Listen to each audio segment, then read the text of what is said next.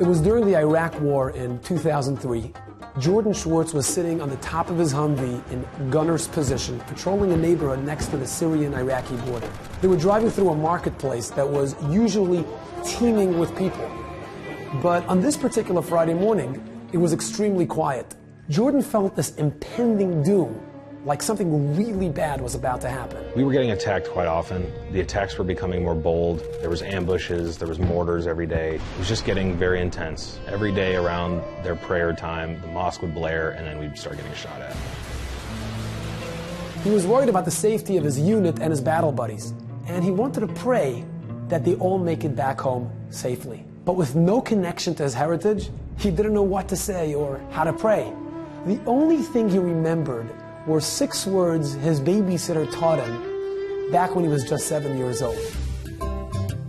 I was born in Dallas, grew up in a secular home. We moved to Santa Fe, New Mexico when I was 7. Our family was close with the Jesmers, Rivka and her mom, and JJ, or Yaakov, was my best friend. And Rivka would babysit for us. I ended up putting them to bed, and I thought maybe I could teach them the Shema, and that would help them calm down and go to sleep nicely and be an easy transition for them from the fun day that we had into feeling calm and protected before they went to bed. I remember asking her why, what am I saying this for?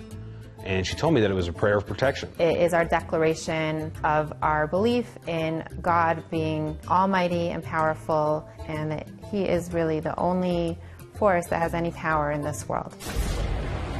Fast forward, my time in Iraq, as we're rolling through the city, I start to feel like something was wrong.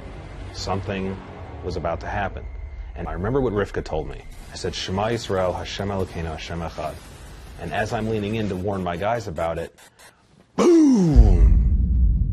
A huge bomb blows up right in front of the Humvee, put some shrapnel in my arm, ruptured my eardrum, gave me a concussion.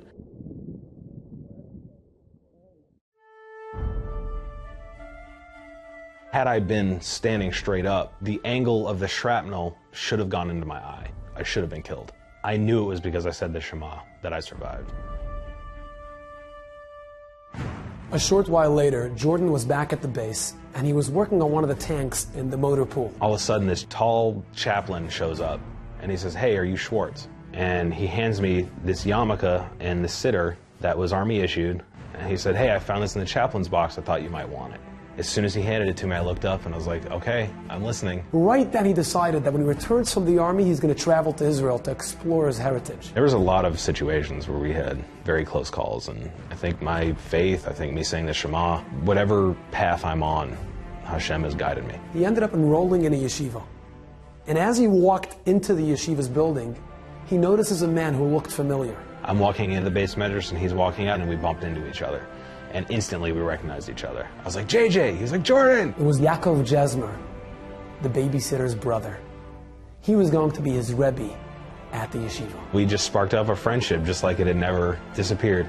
And then we started studying Chavetz Chaim. In a million years, nobody could have predicted the far-reaching consequences a young babysitter's words would have on a 7-year-old child. We do something that affects another person, and we have no idea how and when and in what way that seed will sprout.